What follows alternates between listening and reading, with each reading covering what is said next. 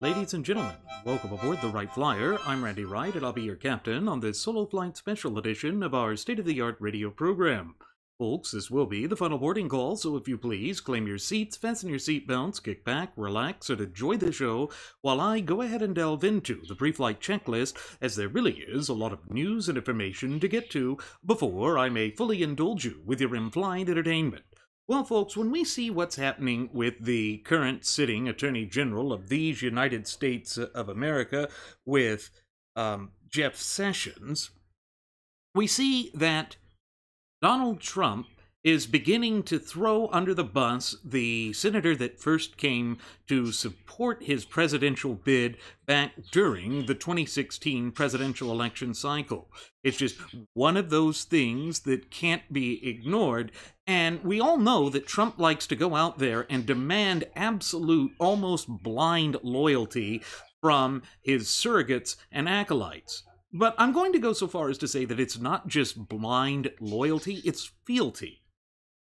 It's essentially a one-way street with him. He's attempting to create a sort of feudalist pecking order in the heart of the land of the free and the home of the brave. And so, again, these are things that simply cannot be ignored. They come to the epicenter time and again. And what is it that plays out on all of this?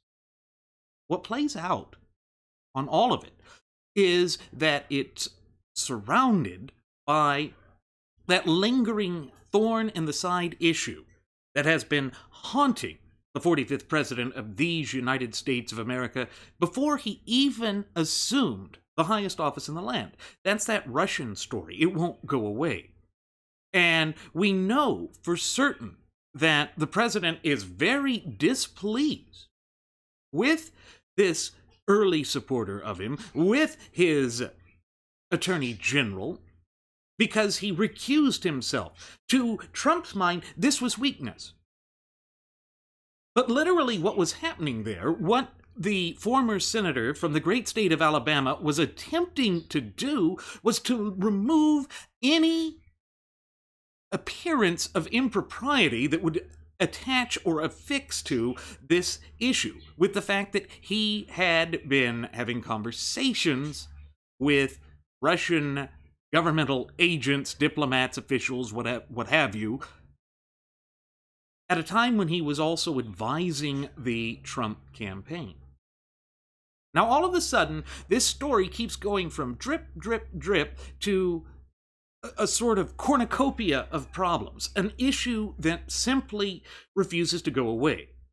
Now, has there been any direct evidence of collusion? Well, there were those emails. That chain of emails from Donald Trump Jr., where it showed that he was interested in it, and so the narrative began to change. It changed from no connection with Russia, they didn't even know the Russians, they couldn't even name them or recognize them, to then it was, oh, anybody would do this to dig up dirt on their political opponents, particularly in a heated race where the future of these United States of America hung in the balance, or hanged in the balance. But that's kind of the problem. It's this shifting narrative. It's this talk of maybe even sacking the special counsel in Robert Mueller, who was appointed by the Assistant Attorney General Rod Rosenstein. Why? Because Sessions recused himself, which was the right thing to do. In this kind of situation and scenario, the thing you want to do is remove any appearance of impropriety, because as long as there is impropriety there, it is going to give fodder to the rank and file of the graduates of Pavlov's School of Journalism for the salivating mainstream media and the frothing at the mouth, Fabian socialist, leftist-controlled Democrat Party. And we already see that his approval numbers, he being the president, of course, are dwindling. They're in a nosedive, the worst of any president this early within his presidency. You see, these are the things that cannot be ignored. These are the recurring issues that are threatening to undermine and to completely obliterate any and all credibility and authority, really, that the 45th administration, presidential administration of these United States of America has, or could ever hope to have.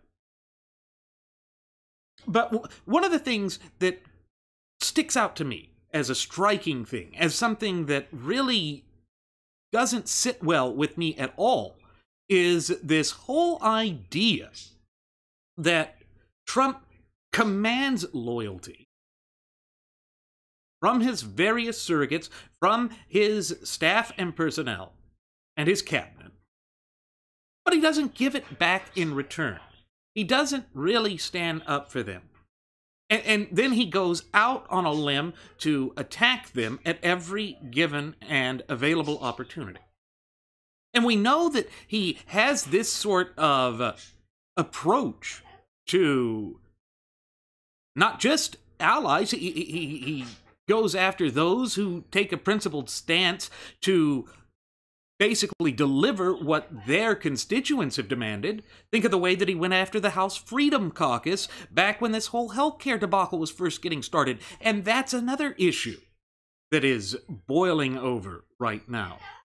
There is betrayal continuing. And that's part of the reason why my first officer, Jeremy Grapington, and I, throughout the course of the past approximate 2 years that we've been flying you, our cherished listening passengers and audience members over the friendly airwaves, named the 2016 presidential election cycle, and indeed the year 2016 itself, that of betrayal. There has been so much betrayal. There has been so much moving away from the traditional values that have been the underpinnings of the gutless opposition party, or GOP, for generation upon successive generation now. And it's for what? Populism? This dying wish to have government control everything in a wholesale fashion? Again, I fail to see what benefit this really has for the United States of America, both as a nation and people. Because when we stop and think about it in an objective fashion, detached from our emotions, detached from the whole political fluff, spin, and what have you surrounding the entire thing, you begin to see that there's a pattern of obfuscation, a pattern to exponentially increase the scope, breadth, power, and influence of the federal government far beyond what its original scope was designed to be, within the four corners of the supreme law of the land, our shared United States Constitution. So you see, this is where we find ourselves currently. We find ourselves with an attorney general that is under fire by his own president, who was the most loyal and the most vocal and most ardent supporter of his throughout even the primary process of that heated presidential election cycle of 2016. But because he recused himself, because he did the decent and honorable thing, the virtuous thing, by recusing himself to remove any shade of impropriety from the entire scenario and situation, he's now being thrown under the bus by his president. Why? If innocence has anything to play with this, if the whole Russian collusion scandal is nothing more than a mere facade, why is Trump attacking his own people? After all, it was his bungled firing of James Comey, the former director of the Federal Bureau of Investigation, that led to the appointment of Robert Mueller as the special counsel in the first place. And we need to keep in mind also that Sessions was not the one who chose Mueller. That was done by Rod Rosenstein. So all of those elements are there. They play out in that fashion because Trump simply suffered from foot and mouth disease. And that was something that Jeremy and I have warned about going back to the primary process of the 2016 election cycle, because when you stop and think about it, if you don't properly vet a candidate, and if that candidate is not going to do what is right, necessary, and proper to remove impropriety, he is essentially shooting himself in the foot. And so maybe what he needs to do is go out and alter that infamous statement of his that he could go out onto Fifth Avenue and shoot anybody and he wouldn't lose a follower. Does that someone include himself and in the foot? Because he's done that time and again with these Twitter tirades. Now, sure, that's not going to dislodge those who are most loyal to him, those who have completely bought into the cult of personality. But on top of this, I say that there are other factors coming into play, other things that need to be taken into consideration under the totality of the circumstances, and that is, namely, that, look, we don't want the president to fail. Wanting the president to fail means that you are deliberately wanting the republic in its entirety to fail, and that's not what we are about. But we have to get back into realizing what it is that's important. That there is a greater good in the land of the free and the home of the brave. And that greater good is encapsulated in the clear and concise language contained within the four corners of our shared United States Constitution. Now, that's a very difficult thing to do when we do have a hostile, salivating mainstream media that just attempts to lambaste conservatives at every turn. And yes, I understand the tension felt by the true ultimate wielders of popular sovereignty in this once thriving and flourishing representative republic of ours, we the people of these United States of America, feeling as though politics as usual wasn't working. Yes, if there was ever a mandate that the political ruling elites have been out of step with the American people, the 2016 election cycle was that. But the problem is we didn't do proper vetting. We didn't think things through. We sort of just sat back and didn't consider all of the ramifications that would arise from this.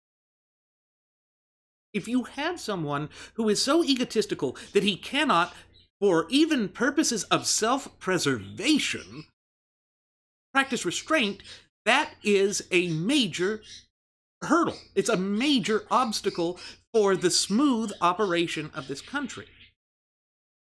And we know that the administration has come forth time and again in front of the rank and file of the graduates of Pavlov's School of Journalism for the salivating mainstream media and claimed that their agenda has been hijacked. But it never comes back to the president himself, at least from his own talking point.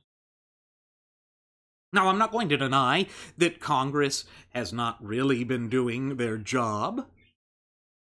But on the flip side of it, we can't ignore each and every attribute and aspect that applies here or that comes into play here. Politics is a very complex game.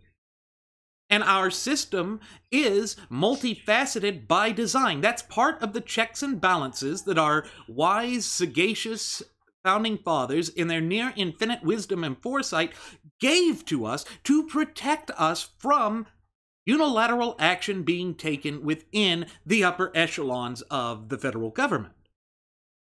For when you have unilateral action, when you have imperialism of that sort in full play, that is when tyranny begins to take root and despotism begins to take root here in the heart of the land of the free and the home of the brave. And it's something we can ill afford. It's something we simply cannot allow to come into fruition Because when we look at the damn near poetic language contained within the four corners of the preamble to our shared United States Constitution, you see that one of the duties, obligations, but above all responsibilities that is laid out and assigned to we the people in our capacity as U.S. citizens, it is to preserve the blessings of liberty, or to secure the blessings of liberty for ourselves and our posterity. In other words, for the up-and-coming generations, and indeed, yes, even those generations which have yet to be born. But we've reached a point where this leviathan of an administrative state has grown to such breadth and to such girth and mass that all of a sudden it seems impossible for us to secure the blessings of liberty for ourselves and for future generations. And I'm not saying that to fearmonger, I'm not saying that to be bleak, it's that in this post-truth era, how can anyone confidently sit back and say that things are going well? They can't. The government is working on intruding into all of the facets of our daily lives. They want to micromanage everything. They believe they know best and that we should sit down, shut up, and accept it. To be complacent, docile. That is not the nature of the American people. And that's why I am a bit perturbed and a bit concerned when Trump starts saying just god-awful things about his sitting attorney general. It makes me wonder, whatever happened to the whole notion of the buck stops here? I'm no fan of Harry Truman. Harry Truman was a big government progressive, just like Franklin Delano Roosevelt had been. But I do wonder what has happened to that placard that used to sit on the Reverend desk that said, "The buck stops here." Accountability, ladies and gentlemen. I know that we have mentioned this so many times on previous episodes here at Radio Aviation Excellence, the Wright Flyer, that it's almost reached the point of ad nauseum, but it's important to think about this because the two fundamental pillars that completely compose what American society and what our culture is are that of self-accountability and self-responsibility working in tandem, thereby delivering unto us self-determination. Well, self-determination seems to be something that is going out the window here with the 45th presidency of these United States. Trump is acting in a way that he thinks he can continue to treat this as though it's one of his little private, closely held companies.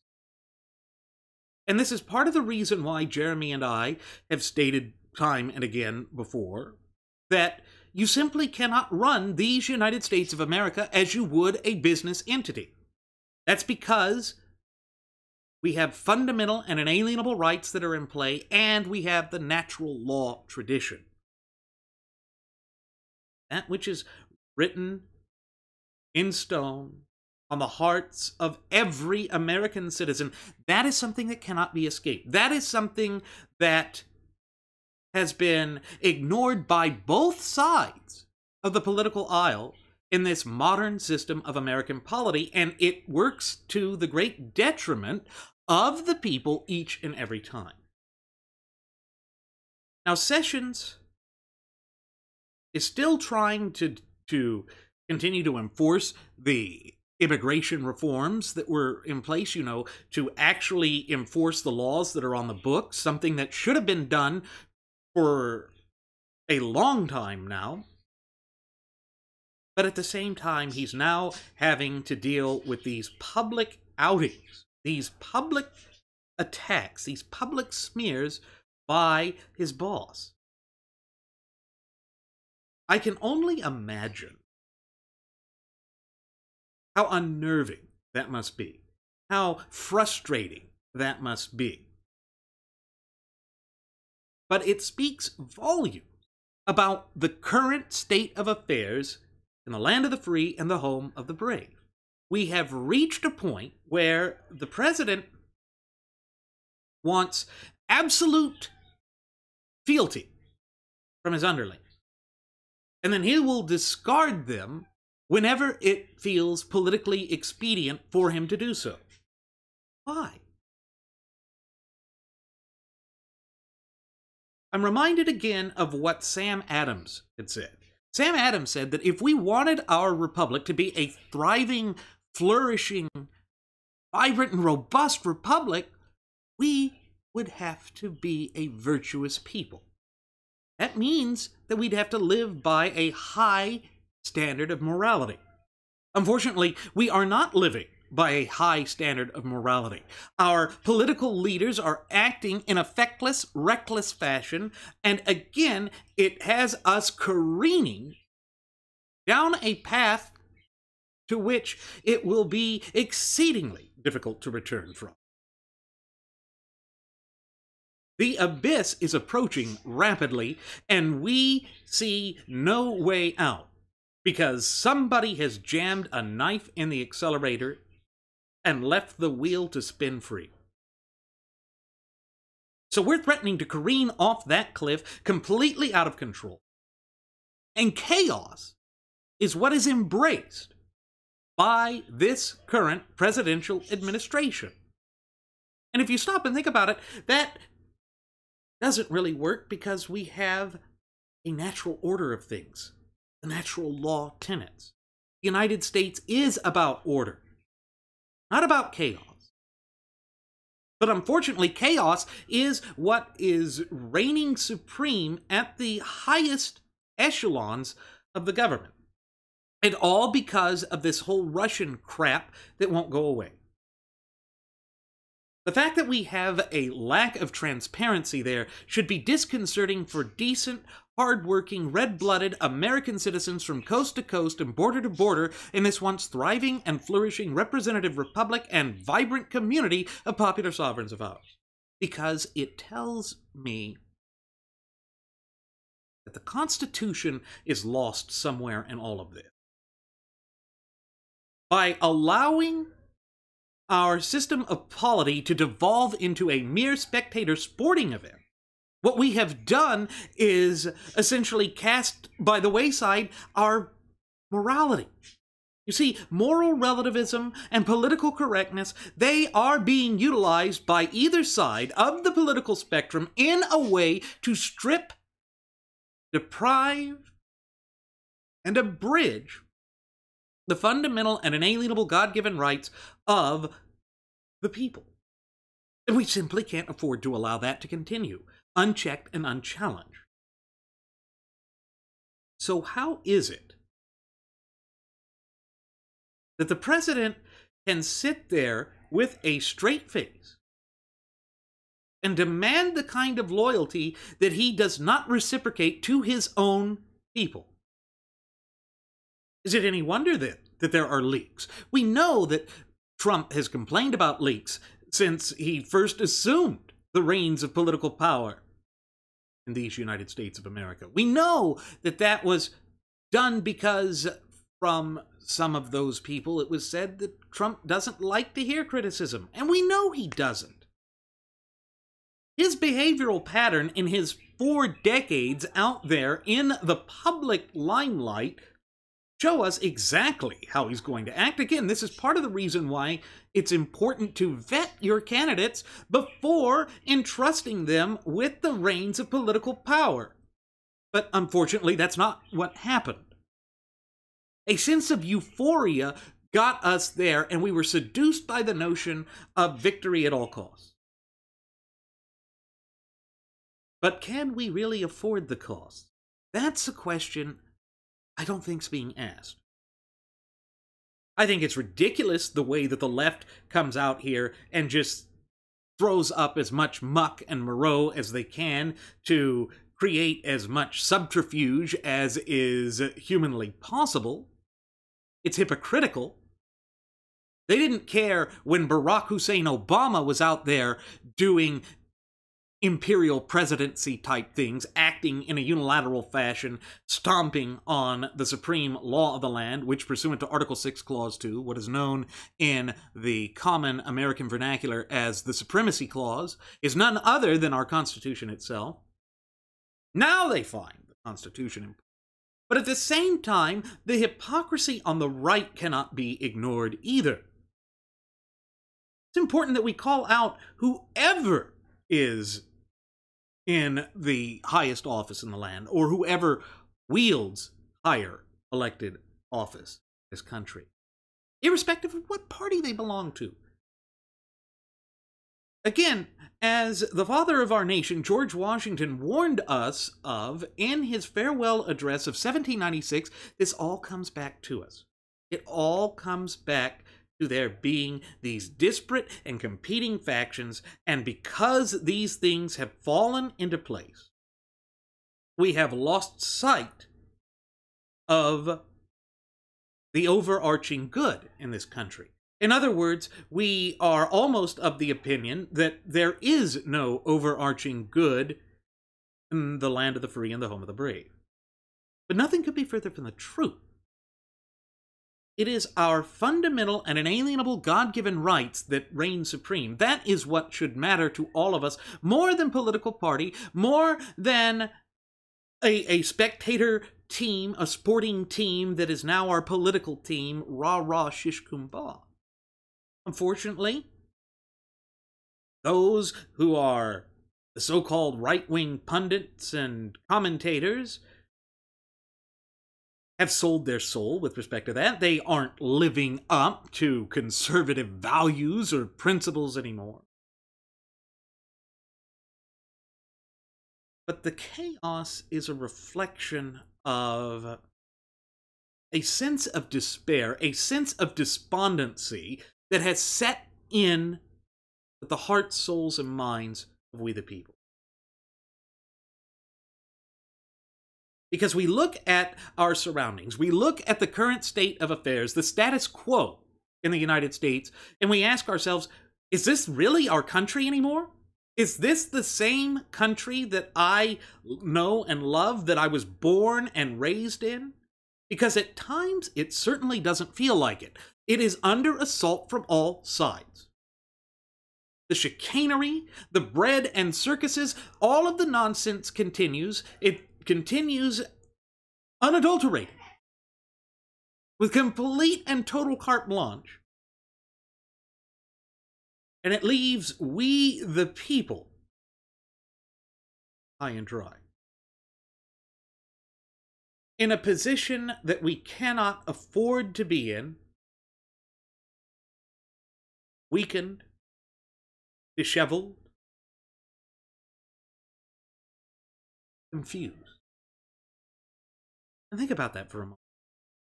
There is sheer and utter confusion in the United States. That is what chaos does. And confusion leads to a lack of understanding, and lack of understanding or lack of knowledge leads to fear. That is what is being propagated here. That is what's being championed. That's what's being pushed. And unfortunately, ladies and gentlemen, it shows no signs of improving within the foreseeable future. So we are faced with this lingering scandal, lack of a better term, that refuses to go away, that threatens to get worse. And it's all because of ego. You see, this is why we don't want the highest office in the land, the holder of the highest office in the land, to be able to act in unilateral fashion. Remember, the centralized power of the Crown and Parliament in England is what our founding fathers fought against. It was that which was at the center of that long, drawn-out, and bloody affair known as the American War of Independence. And yet we have brought that to fruition in our own country. And no, it's not just with Trump. This is something that has been ongoing for quite some time. It's something that refuses to go away. It's something that is going to really require us to ponder how it is that we wound up here. But you remember, during the campaign of the disastrous debacle and fiasco known as the 2016 presidential election cycle, Donald Trump demanded loyalty pledges from his voters. He had said, I'll never forgive them if they don't hand me what I want. To see that behavioral pattern has continued and has not been checked or challenged, it's concerning. It worries me. It worries me because it's too repetitive. It's too repetitive of a thing to ignore. It's too ingrained to simply sit there and say, hey, wait a minute. This just isn't right. After the fact. If we do it after the fact, it's too late. If we do it in a nonchalant fashion, if we wake up and realize it's too late, it is going to be nigh impossible to rein things back in. It will be nigh impossible to bring an end to this leviathan of an out-of-control administrative state that has absolutely no accountability to the true ultimate wielders of popular sovereignty in this country, we the people of these United States. That is where we are right now. And unfortunately, it seems to only be getting worse. But I want to actually play the audio for you that Trump had done with a New York Times interview. Fake news and all that. So Sessions gets the job. Right after he gets the job, he recuses himself. Was that a mistake? Well, Sessions should have never recused himself. Let me just swing this back and see what the technical difficulty is. Sessions gets the job. Right after he gets the job, he recuses himself. Was that a mistake? Well, Sessions should have never recused himself.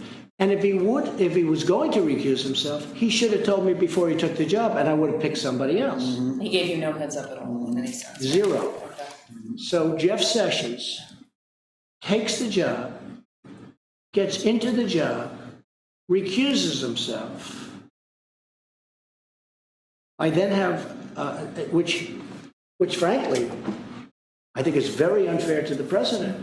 How do you take a job and then recuse yourself? If he would have recused himself before the... All right. What that tells me right there is that Trump has a very unique and bizarre understanding of what the job of his Attorney General is supposed to be. The Attorney General is the top law enforcement officer for the United States.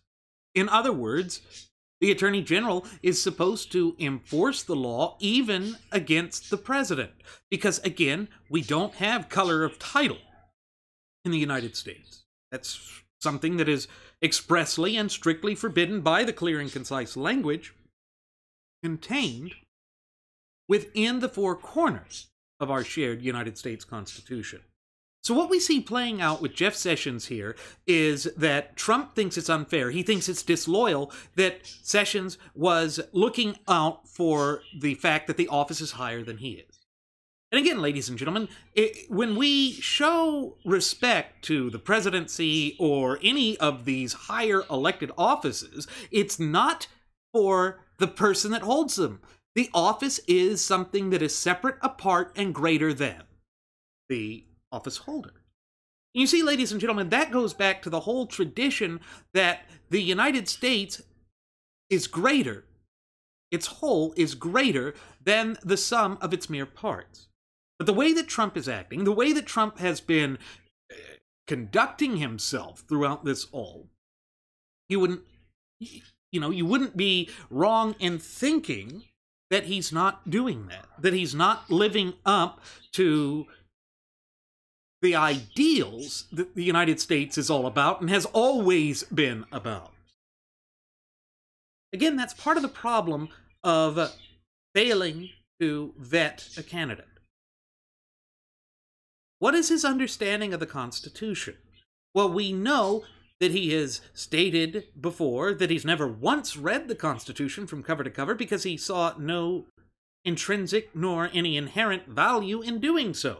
That he didn't believe that the Constitution is all that it's cut out to be. He said it's antiquated, it holds us back. It's the same things that we hear from the Democrats all the time. And it makes me wonder whether Jeff Sessions is beginning to regret the fact that he had thrown full-throated support behind Donald Trump so early on in the primary process of the 2016 presidential election cycle. Because clearly, this isn't playing out the way he thought it was. Clearly, it's not working the way he had intended for it to, or had hoped that it would. No, it places us in this tenuous and unsustainable situation. And again, this is something that shows no signs of improving within the foreseeable future. And it's unfortunate that we do find ourselves here because, again, it is we the people that play out as the losers on it. And it's so bizarre that Trump continues to attack the sitting Attorney General of the United States, a man he picked himself. Kimberly Ross over at Red State put out a piece that says, while President Trump continues to attack, support for Attorney General Sessions grows. And we know that Trump has attacked Sessions in that New York Times audio that I played. And he's also gone into the Twitter sphere and used his stubby little thumbs to go after him as well. Ross writes that President Trump is publicly lashing out at Attorney General Jeff Sessions on social media. Such behavior is nothing short of an embarrassment. And it's true, it is. But while the barrage continues, many conservative groups, lawmakers, and leaders are coming to Sessions' defense. For instance, Senator Jim DeMint of the Conservative Partnership Institute stated that Jeff Sessions is a trusted conservative leader and someone we know will defend the Constitution. I understand the president's frustration with the endless media obsession over Russia. It's as if the Democrats and liberal media are trying to overturn the election. They can't come to grips with the fact that Americans voted against their failed liberal policies and voted them out of power. And I'm sure he's frustrated, just like the rest of us, that Congress has dragged their feet on his freedom and jobs agenda. But pushing Jeff Sessions out won't get Congress to move forward on his policies or stop liberal attacks, and Trump would lose a great ally and widely respected advocate for the rule of law. Now, all of this is a stunning thing to see, because, again, it underscores exactly what is at stake here. Trump is essentially undermining the foundations of his own presidential administration. And all because he either apparently lacks a complete, fluent, and working understanding of how his job description is supposed to work, what it is that he's supposed to do in his capacity as President of the United States. But even more so, it undermines this whole notion that he goes out there and he says that America has to be unified. Yet he goes out and does the most divisive things humanly possible. It's why Sean Spicer's out. It's why he's thrown other people under the bus. Bannon. becoming a bed of nepotism. And that is not something that is a pretty picture. It's not something that should come to light in the United States. It's not something that should ever come to fruition or reality in the United States. But here we are. Here it is. And so the line of demarcation has been drawn out in the sand. And it's going to be interesting to see what the political fallout of all of this is going to be. 2018, those looming midterm elections, I fear, are going to be a bloodbath for the gutless opposition party, or GOP, because of this fecklessness. There is an incompetence, an undercurrent of incompetence that has been pushing all of this to the epicenter and the forefront time and again, and the American people are rightly sick and tired of it. The political kabuki theater is getting long in the tooth. The euphoria of it all is beginning to fall by the wayside as well. And it is an untenable situation.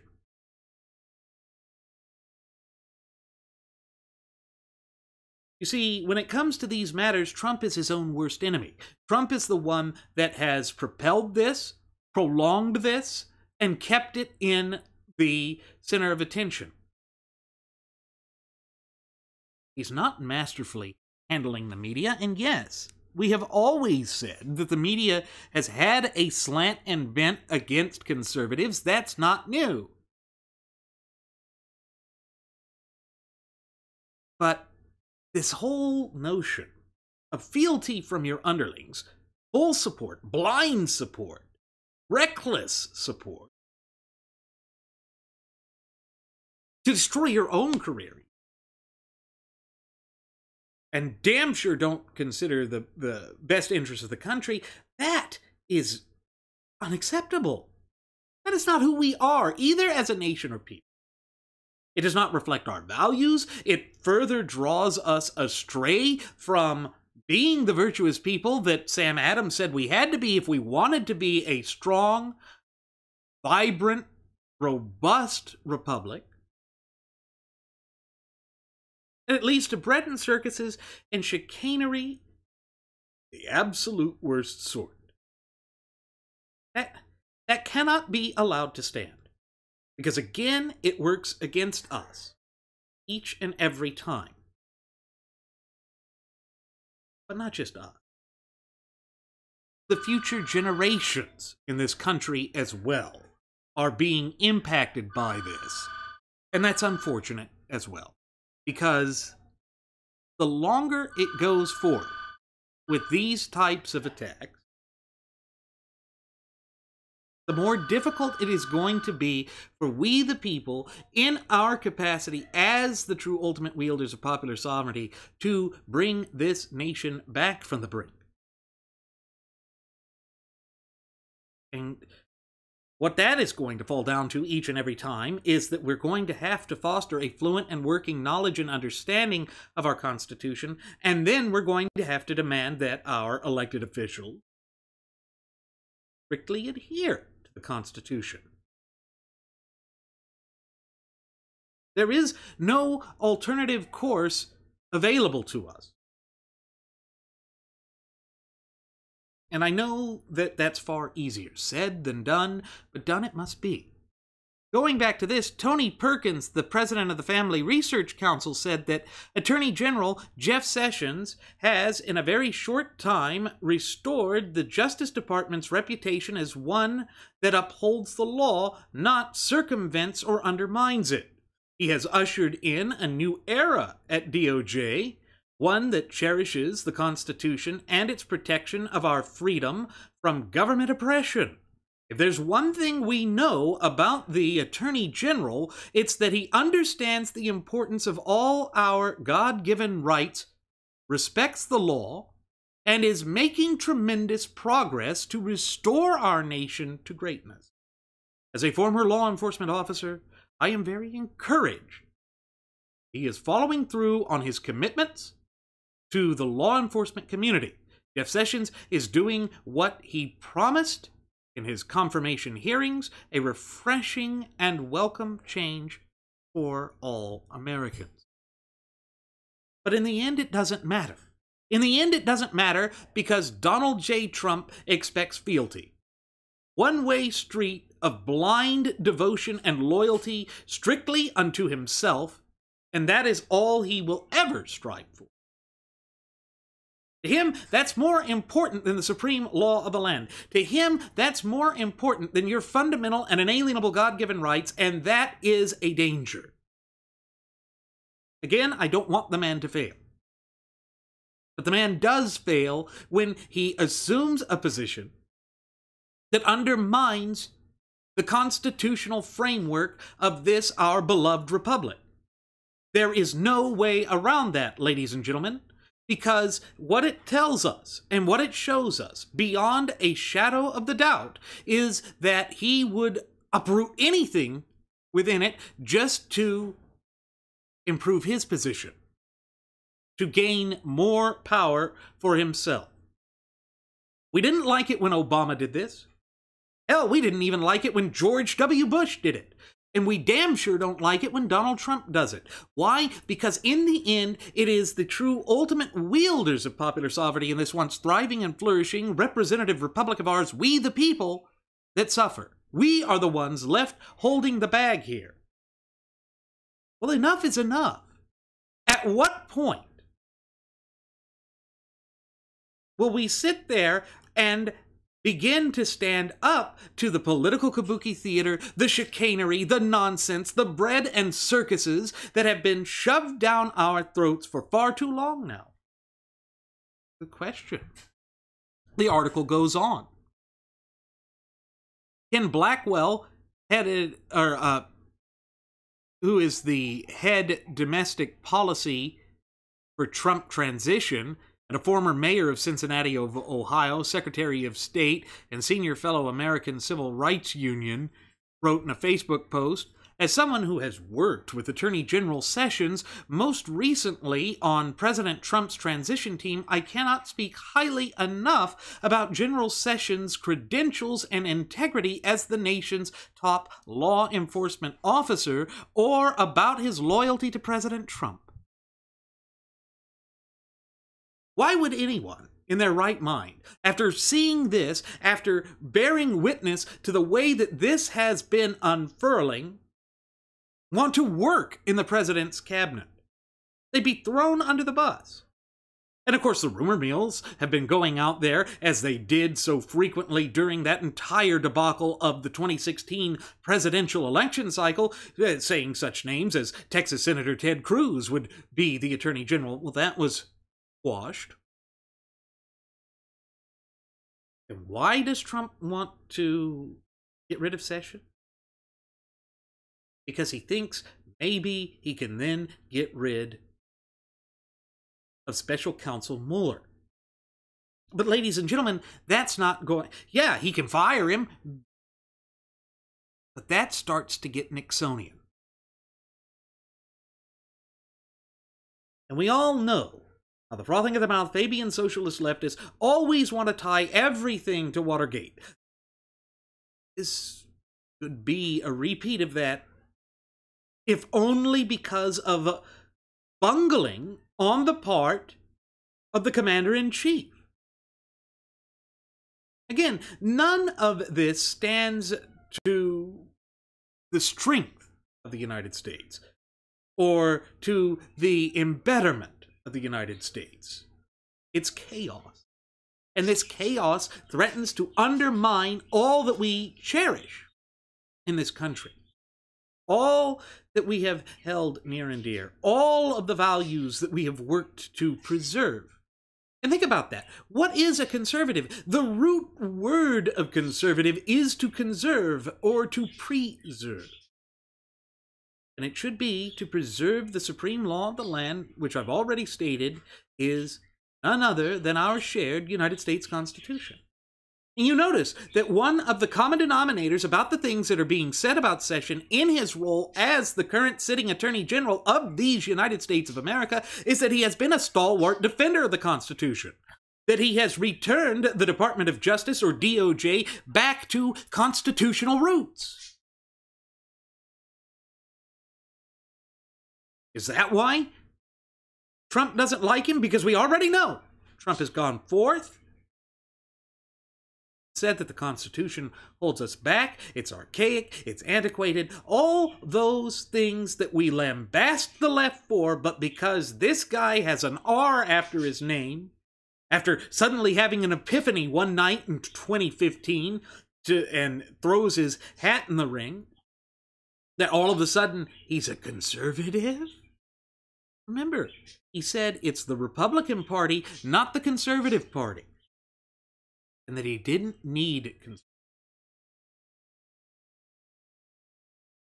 This creates a very tenuous situation. And the Republican Party has been acting stupidly throughout the course of this all. They're squandering opportunities. They're continuing to play a dangerous game of infuriating the American electorate.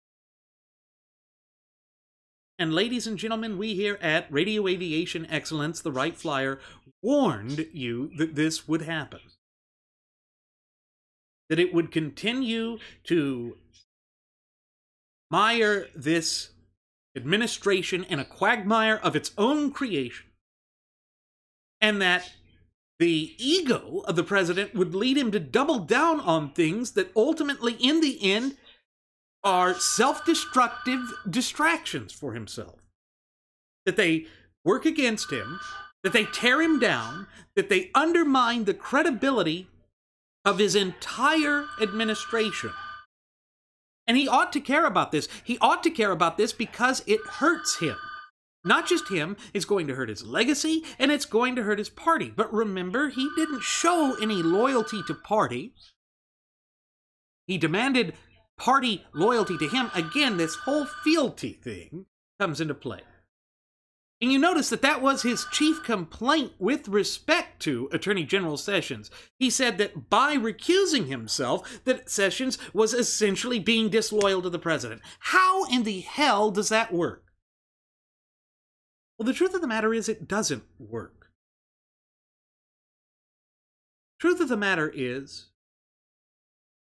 it is based in a falsehood. And that is why we have said that this is now the post-truth era in these United States of America. We can't afford to allow that to be the case. We owe it to the up-and-coming generations, and indeed those generations which have yet to be born, to be stalwart defenders, staunch and zealous defenders of our fundamental and inalienable God-given rights. We see that when we have agents that are put into that position, cabinet members that are put into that position, the ego of the sitting president of the United States continues to get in the way. He continues to nonchalantly, with reckless abandon, attack someone who was a vital key ally in getting him that position. But again, none of that matters. When it comes down to what Trump wants, it's Trump, Trump, Trump, nothing else. That kind of behavior is unacceptable. And it's downright dangerous when it is exhibited by the holder of the highest office in the land. It was dangerous when Obama did it. It's dangerous now that Trump is doing it. All the while, the nation continues to be pushed ever closer to that left-leaning, precarious cliff in which we will lose all that we hold near and dear, both as a nation and people. Again, we must stop. We have to. Do you remember those that pushed for the tyranny of false unity? This is the end result of said tyranny of false unity. False unity is false unity. And this entire administration reeks of it. Absolutely reeks of it. And yet, scandal continues unabated. A decent man, at least from what his colleagues tell us, is finding his reputation in tatters, and that he is being attacked by Saul Alinsky-style tactics from the president. Folks, you simply can't make this stuff up. This is what is hampering and impeding us as a nation and people as I sit here, speaking into this microphone, conveying this message unto you, our cherished listening passengers and audience members. And unless and until we are ready, willing, and able to stand up to this and to admit that this is part of the problem that is facing us, then we can't transform the problem to an issue. Because as my first officer likes to say, problems don't have solutions, issues do. But it is becoming a problem. The gutless opposition party is more spineless and gutless than it has been before. And the watchdogs of the so-called conservative media and press have been rather mum about the entire situation. Well, at some point, the light of truth and reality always shines through. It always manages to. That is how life works. And if I could have Trump take one piece of advice, this would be it. Stop attacking your own people. Stop acting in a divisive and dissentious manner, because all you're doing is making things worse.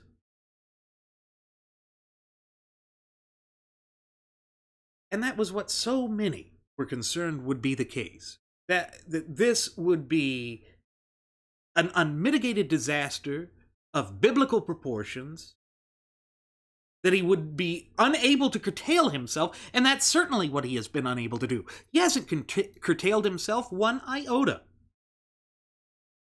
No, instead, he acts as though it is perfectly fine to throw anyone and everyone under the bus. It's maddening. It's maddening because it tells me that, again, my worst fears with this have been confirmed. That the man cares only about himself, and that he's pulling a con game on all of us, and we, the people, in our capacity as United States citizens, are going to be the ones holding the bag. They always say that the cover-up is worse than the crime. Well, in this case, it's the dust-up and incompetence that is worse than the initial crime. Yes, the left's blown it out of proportion. But Trump's bungling and attacking conservatives for it? That doesn't help anybody. It just makes the left feel that much stronger. Conservatism dies by the wayside with a whimper. No, this is not the fate for the United States. It's not. It's not our destiny. It's not written in stone. It is not preordained. We, by fostering a fluent and working knowledge and understanding of our shared United States Constitution, can overcome this. And in so doing, we can restore the vitality of the United States. We can go back to our constitutional principles, because in the end, that is all that matters. With that said, it is time for us to begin our descent I'm going to go ahead and send the flight attendant back for one last round of alcohol. Today, I'm not going to say push her out of the plane, because that would be a bit like what Trump has done with Sessions. As always, folks, I'm your captain, Randy Wright. I want to thank you for tuning in to our state-of-the-art radio program here. Should you have any questions, comments, concerns, or even topic suggestions, please feel free to leave them either on the comments section here on our YouTube page, or on our Google Plus page, or even on our Facebook page. And on top of this, we invite you to follow us over there at Twitter with the Twitter handle @RadioAviationEX. One more time, ladies and gentlemen, that's @RadioAviationEX, and there you will find the departure board that lists my personal Twitter account, as well as the personal Twitter account of my first officer, Jeremy Grapenton. You will find the Blogspot account that is just chock full of useful information. And then, as you will find in the description section of today's program, and on the departure board, you will find the link to the Cafe Press account. Folks, at the Cafe Press account, you'll find all sorts of novelty items, trinkets, and goodies. From hats, shirts, shoes, apparel, clothing, neckties, watches, clocks, laptop sleeves, tote bags, drinking glasses, shot glasses, mugs, thermoses, you name it. Either with our original Radio Aviation Excellence logo, or our First Class Passenger logo, or the two Uplifting America. You can find all these things at reasonable prices there at the Cafe Press account. Show support and loyalty for yourself, because that's what matters. It's you in your capacity as United States citizens. Oh, and by the way, if you have not already done so, please feel free to subscribe to us. All subscribers are welcome here at Radio Aviation Excellence, the Wright Flyer. We do the shows for you, to empower you, because we all love this country. Well, folks, we hope to see you again next time. Please do take care.